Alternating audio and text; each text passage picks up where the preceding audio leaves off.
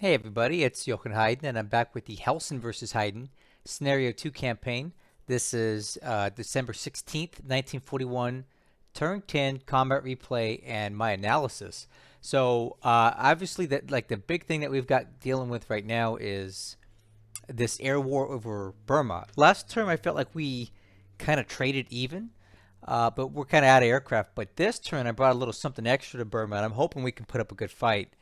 So let's see how that works out and whatever else he throws at us this turn. Uh, let's do it. Okay, 16 December. Ah, yes. It's time for a brew, man. This is the only way I can tolerate Hellsen turns. Oh, he just captured Manila. That's weird. It's kind of off center there. How did he capture Manila? Oh, well, as I was saying, the only way I can tolerate these Hellsen turns is to drink alcohol because it's usually such a painful ordeal. Of course it did. Ah,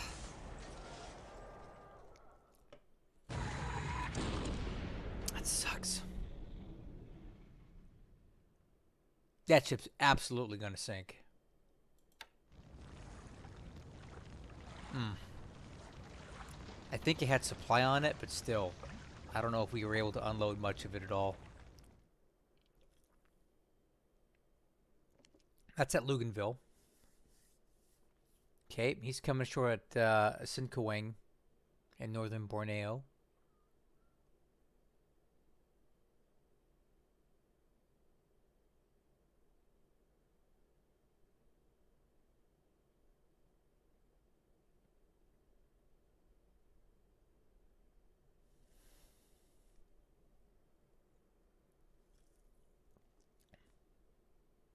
Really?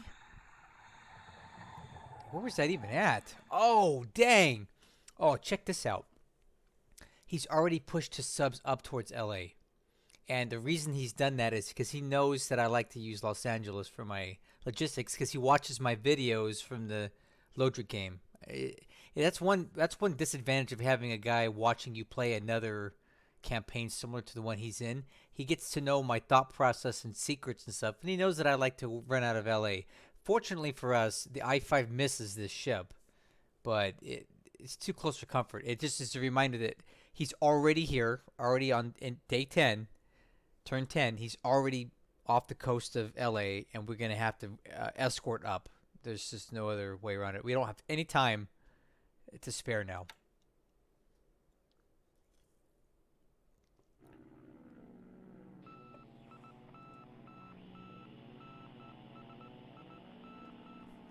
Get some spotting here.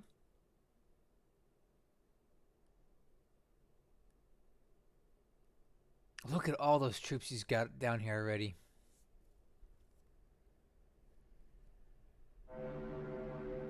Okay, got a little sweep action in China.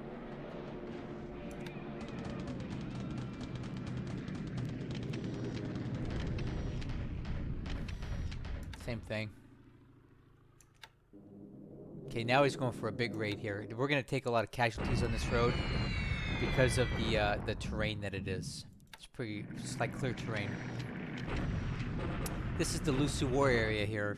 This is the unit that's deep behind enemy lines right at the start of the campaign. So they don't figure to last for long.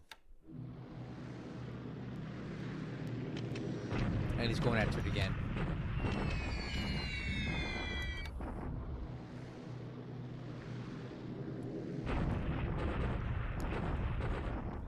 Another attack on these retreating troops on the road.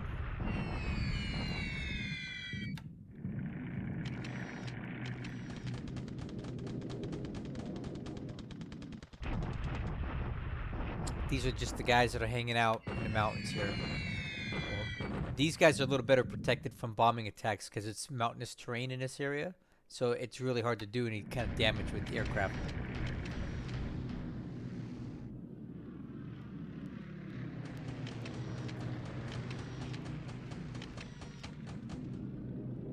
And another raid. He's just using what he has to try to damage what he can on our way out. Okay, so that's the AM phase. Not too bad.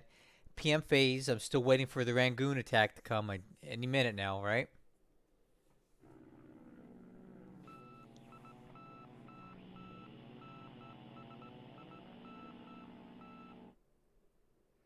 Wow, there he is, man. He's already approaching Rangoon. I'm sorry, Rabaul. Okay, another sweep over near Nanyang. Now we're having a direct. Now he's attacking the airfield at Changsha. These hits here will do very little to stop us from doing anything. He's gonna have to send a lot more at it to stop that.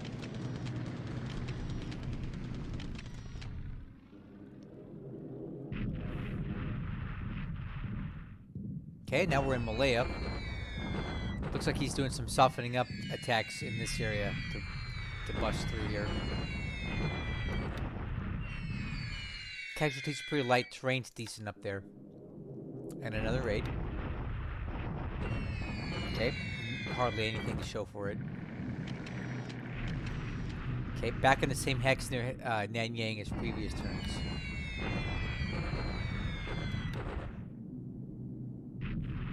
He's definitely concentrating on this hex.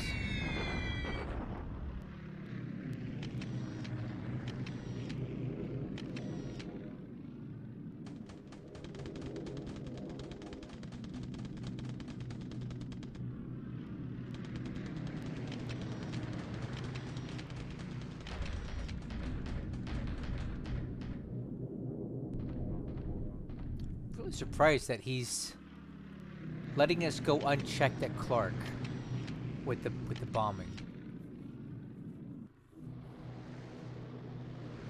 He hasn't hit Clark Field in a few days. I wonder where all those aircraft went. Yeah, that's it. Wow, he didn't even go after Rangoon this turn. Very interesting.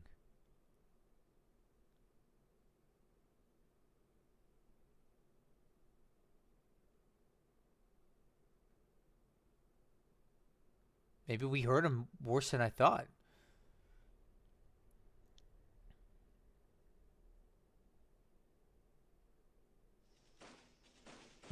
Alright, so here comes our attack at Minato. We may actually be able to hold here because this is not that much. Yeah, we did. So they did take our fortification level down. You know, but this battle doesn't have much to speak to itself. This is a light force. That'll buy us another turn in Minato, at least. Sinkwang, on the other hand, I don't think it's going to go as well. Yeah, I did. Just what I thought. Alright, so he kicked us out of Sinkwang pretty quick into the campaign here. We lose a lot of troops and retreat to Sambas. And now at Kuching, he should do well. Yeah, and there he goes. He pushes us back into Sambas as well.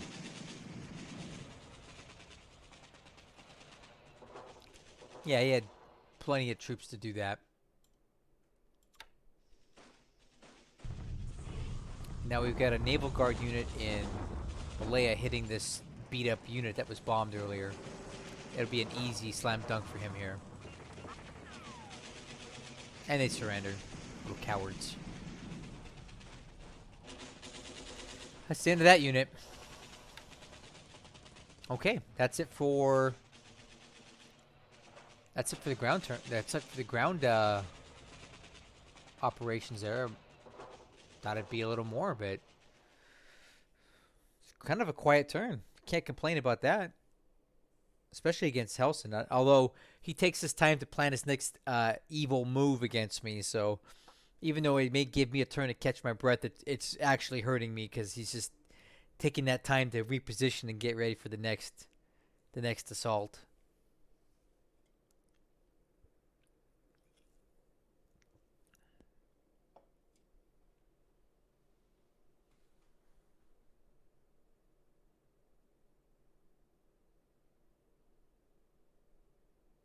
I gotta fix that.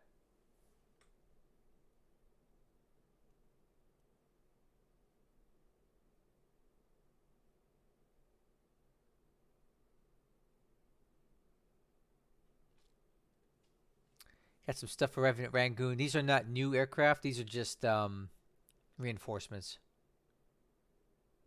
Ooh, there we go.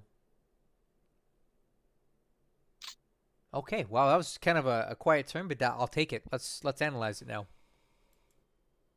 Okay, and we're back. So let's just get right into it. Since this was a kind of a quiet turn, we can just dive right in. So looking at aircraft losses for this turn, 1 for us, 2 for him today. I'll take those numbers any day of the week. He loses a Libby and a Babs, and then we lose a Lodestar. It's like a Dutch transport plane. Whatever, no big deal there. Looking at top pilots, 1 KIA. It's probably the Lodestar pilot. How unfortunate, but it's just the way it goes sometimes, right? Looking at the Army loss points, they did creep up a bit today due to our back-to-back defeats in northern Borneo at Singkawang and Kuching. And I believe, Manado was kind of a wash, so that's kind of where the points came from today for our loss points, was definitely there in Borneo. And he continues to have basically none.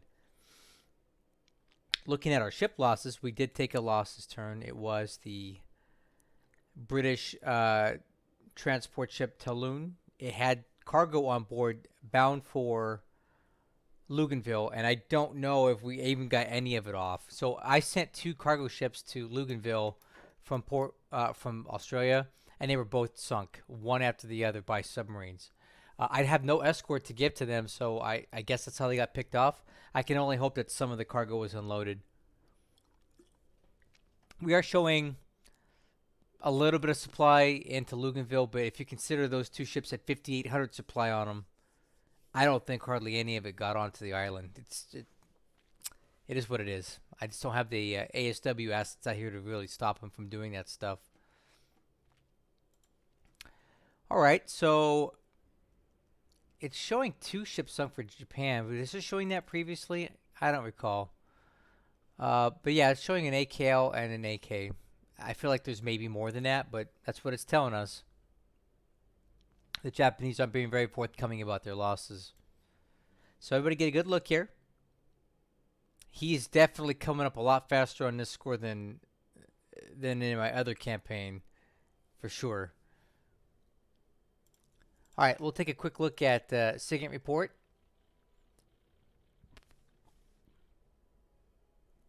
Okay, so we know that the 144th Infantry Regiment is on a cruiser mine layer heading to Rabaul. 4th Division is heading to Saigon. You can bet that this division is going to be used. If it's going into Saigon, it's going to be used in Burma.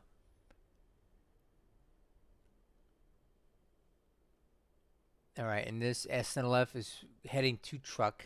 Okay. So a couple mentions of radar traffic at Rabaul. So let's take a look and see if we can see anything of note there. Okay.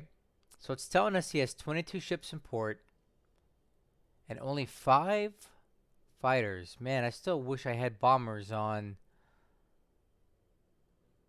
I wish I had bombers at Cagayan still, because that is juicy now.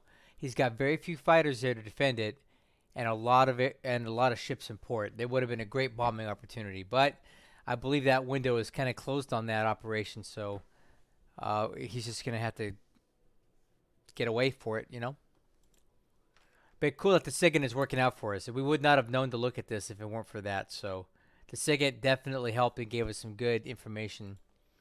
I like to look at the combat reports here. So the RO-64 attacked on the surface. That's very bold. Because I have other ships in the Hex, but apparently they weren't anywhere nearby to help, which is crazy to me that all those ships in that Hex, and he was able to single out the Talon, but apparently because he's a one-ship task force, he's allowed to do that. And then we can also talk about this I-5 thing in a minute, because that was very startling to me. Okay. Last thing we'll look at is the ops report. I'm going to briefly scroll through here and look for anything of note, and I'll let you know if I see anything. In case you can't read the fine print on whatever device you're watching this on, I'll scroll through. Not much. A lot of sighting reports. Some transports moving some the 224 RAF group.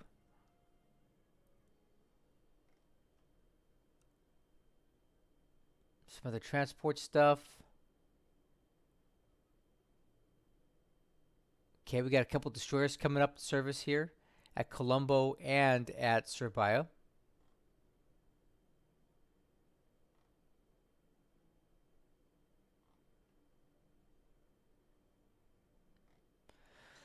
See here. Some losses that we admitted to. Some transfers. We did get this unit, this provisional GMC group. This is actually pretty good, so we can take a look at that.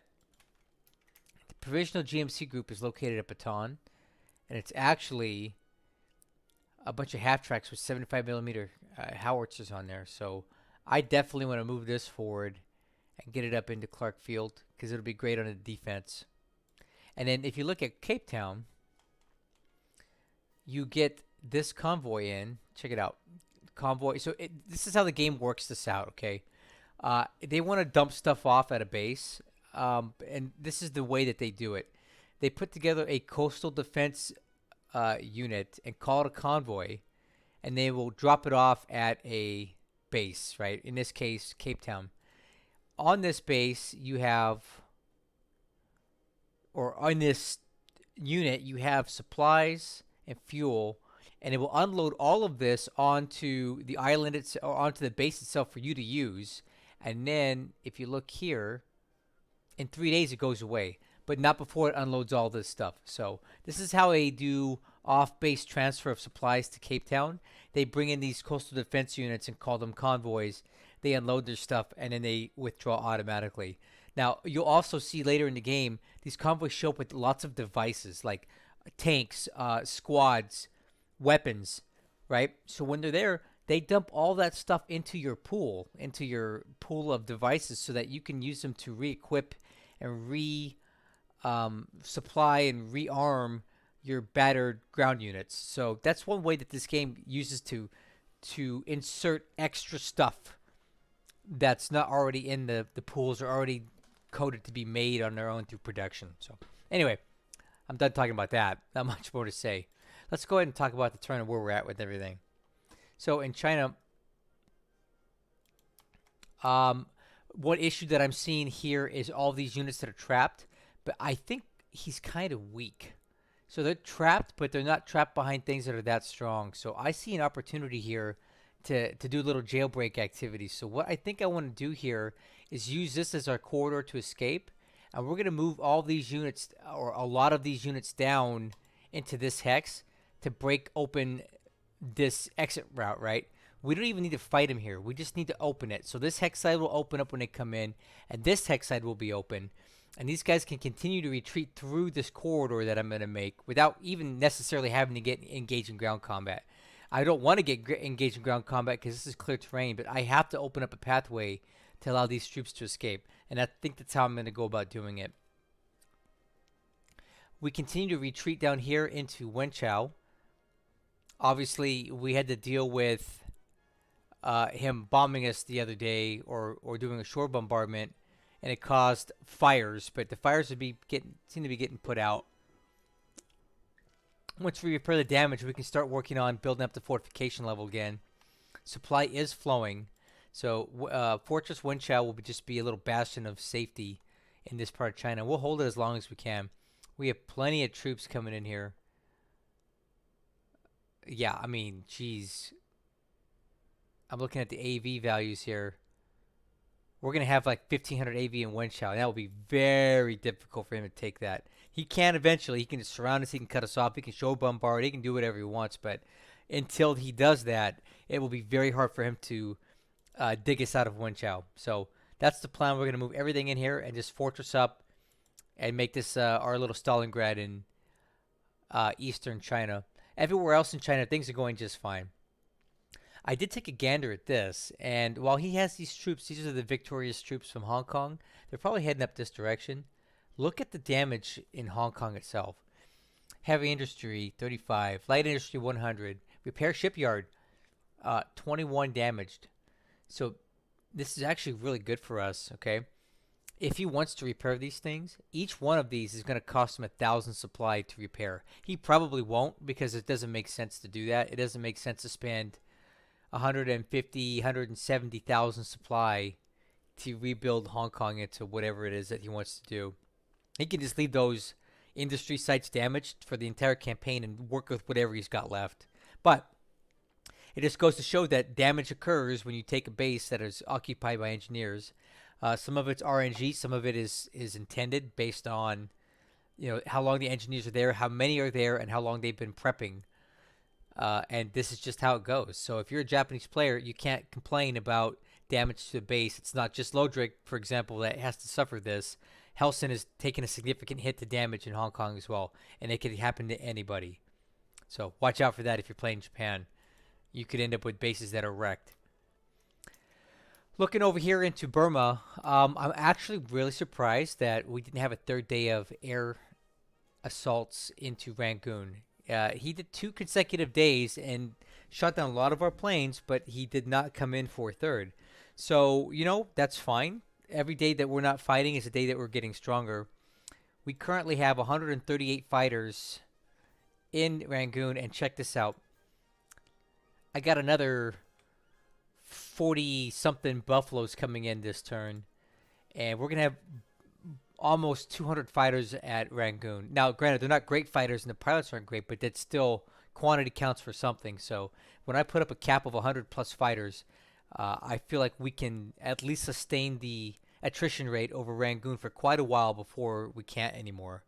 And that also allows us to get ships in here because they're now under a cap umbrella. Yes, they're spotted, but what can he do about it? Not much. He's not willing to send his bombers in here right now to attack these ships. And look how much supply are on these ships alone. We've got 30-something thousand supply dumping into Rangoon with the already 47 that we've got.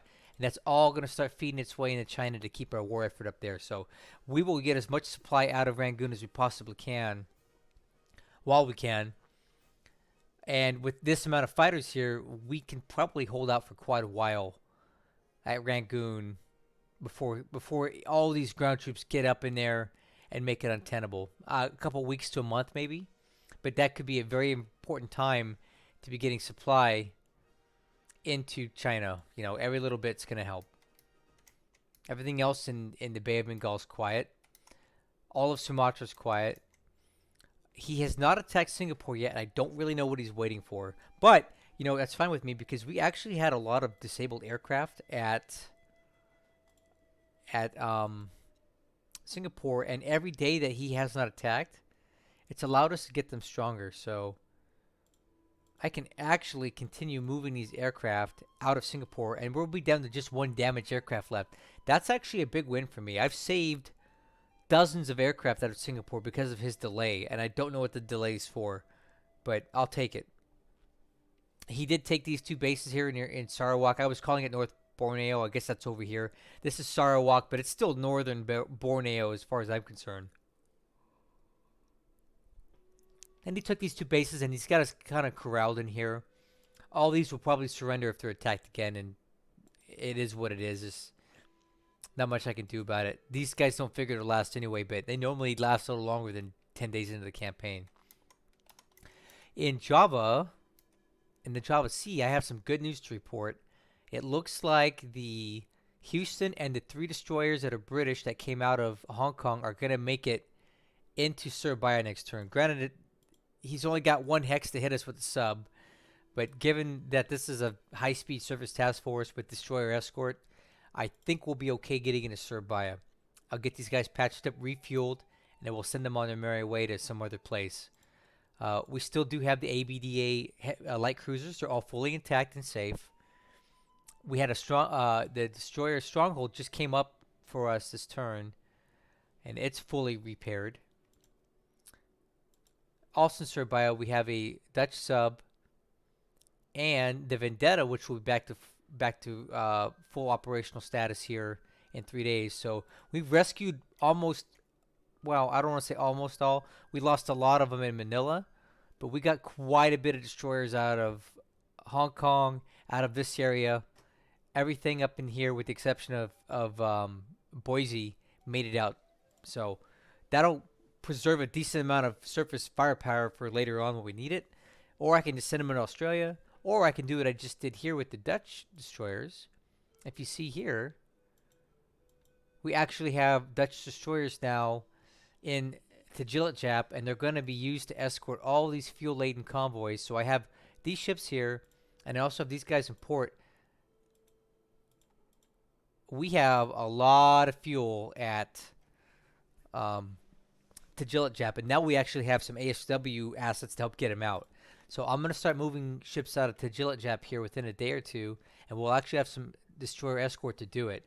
Also up here at Oosthaven, I have these three tankers here that are loaded to the brim with fuel. I'm going to send a few Dutch destroyers up this way too to help get these guys out. And then we also have ships over here that are also milking Sumatra for fuel. So all said and done, we've moved well north of 100,000 tons of fuel out of the Dutch East Indies, which is something that I never did in the Lodric game. And if you take a look over here, we actually have more fuel coming out of Balikpapan, and also we have more fuel coming out of Tarakan. And I've shut off all the fuel refineries on all of these bases. So once this fuel's gone, we're not making it anymore. The oil will accumulate, but the fuel will not. And he's going to have to start processing this fuel from scratch whenever he takes these bases, and he won't be able to inherit a ton of it from us. He's going to get some, but not nearly as much as that I'm leaving Lodric in my campaign because I took too long to do these things. And I didn't bother to airlift out or sea lift out a lot of fuel from Java at the time. Not the case in this campaign. I still think we're going to lose this thing, but at least we're doing smarter things around this time that I did before. And as you can see, we still have lots of convoys heading down with lots of fuel on them. Okay, look at all this fuel. Okay, they're all showing up here in Perth. And we've got a nice little chunk of fuel here, right? And there's more coming. And it's just going to keep flowing down this way where we need it more, to this side of the island. So everything's going great in Perth. We've got some time. We're getting a lot of ships out of the Dutch East Indies. I'm really happy about that. As you can see, if you look at these bases, there's hardly any ships left, right? I've gotten them out. With the exception of the Tagilitjap, which I'm intentionally using as a fuel depot, we've moved lots and lots and lots of fuel out of here. And we're going to move more. And it's going to be dumped at Perth, and then from there we can redistribute it until my Cape Town convoys make it back in here into Perth. It should take a couple more weeks for that. Nothing really significant to report in Australia other than just redistributing ships, moving stuff around. We have 148 mines at Luganville, which were laid by the Bungaree, but they don't seem to be helping us against his sub. Maybe because I laid him when his sub was already there, he spotted him somehow. I'm really hoping though that we can get some relief from his subs at Luganville with these mines. I'd love for one of his subs to hit a mine. We're still in the process of unloading troops here at Luganville. We're dumping all of this that was originally destined for somewhere else. I don't even remember where. I want to start building up Luganville earlier on so that I'm prepared for it when he comes after it, like Lodric did to me. I was not prepared for Lodric. We're going to have a lot more stuff at Luganville a lot earlier in the campaign before he has much of a chance to get in here and do anything about it. We can talk about this area, though. I have heavy cruisers moving southwest. We have these guys packing up to probably continue taking these bases. And then we also have this. It looks like at this time, 3 light carriers, maybe the CVEs or CVLs, escorted by a single light cruiser. They're moving southwest. And you can bet at some point here he's going to come for Rabaul. We're already in the process of evacuating these troops. Okay, this thing's basically as far low down as I'm going to be able to get it. Because I can't airlift these heavy devices here. I'm already in the process of moving the Lark Battalion. And those will, and I am going to also march them to Gazmata. Just because, you know, I mean, If there's any way of getting these guys out, I want to do it. But I don't know. We make it down. We make it down to the point where the only thing that's left are the big things like the big guns and the devices that can't be airlifted. But we'll have most of the troops out. There's no point even defending Rabaul. He's gonna take it. So I'm just not even going to try. I'd rather save these troops moving to Port Moresby. All right. So the last couple issues that I want to talk about out here in the Pacific is the supply situation at Pago Pago. This is a very important base for me because I use it as a midway point to moving my aircraft out of Hawaii, like the B-17s. We would typically stop at Pago Pago and continue on. But when your base is down low on supply like this, the engineers stop repairing aircraft. So I have 4 B-17s stuck at Pago Pago that are damaged, right? If you look at this, they're damaged or maintaining, but when your supply level is low, they don't get repaired. So these estimated delays are basically unlimited until the supply resolves. So we have to get supply in there, but look at this. Do you see this DMS we've got there? It's got detection 404 because he's got a sub basically in the hex or right next to it spotting. So anything I try to move in here is at risk of getting torpedoed like it did at Luganville. You know he's got subs here. He's got subs at all of these major bases. And we need to get supply in here to use this base as a ferry point. But if he keeps picking off my ships with his stupid subs, it's going to make it very, very difficult for me to use Pago Pago as a transfer point, because any aircraft that break down here are not getting out until the supply situation comes up. So I have these guys heading in about, I don't know, 2 days they'll be in Pago Pago, but I don't really have any escort out here because I don't have the ships for it. So I may have to peel off the DMS and try to escort this guy in, but that's no guarantee that it's going to help.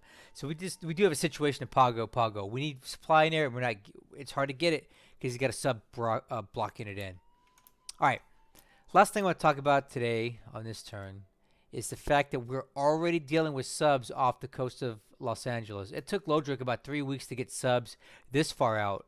He's got subs this far out, okay? The bridge was basically right here or here when the torpedo attack occurred. Now, luckily, they missed, but it easily could have not missed. I don't have enough escort for ships like this, so I sent them out unescorted, and we almost laid a torpedo for it. I also have this task force here, which has some stuff on it. It has a lot of escort, but I don't want to route it right through the place where I know his subs were. So I'm going to probably take it out a bit further and head and then cut due south after that. Because right now, this is just a hot spot for activity. This guy has detection 505 because he was spotted by a Japanese sub, presumably one with a scouting plane. And these guys don't have spotting, but they will get spotted next turn. These guys are also spotted. Check it out. That's the task force that's heading out towards Sydney with a lot of fuel on board. I thought it was going to be just fine with just being able to shoot straight out, but he's already got subs here. I didn't think he'd have them here this quick. And these are subs that were probably pulled off from Pearl Harbor and moved over here.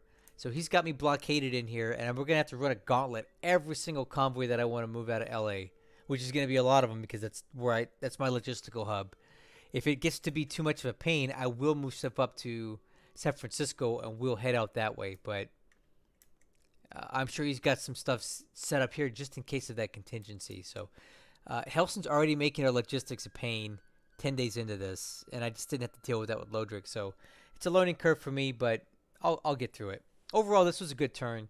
We didn't take too many losses. The stuff that we lost were things that were expected. Unfortunate stuff at Luganville, losing the supply that we lost, but I have plenty more supply and plenty more ships. So I have more ships than he's got torpedoes. So we'll just keep sending him in until we get in what we need to get in. So that's it for this turn. If there's any questions you have of me about what's going on here, or if you want to see more, by all means, please ask, and I'll answer your questions either here on the video or on my Discord channel. So thank you for supporting me and Hellsen in this campaign, and I'll catch you guys in the next one.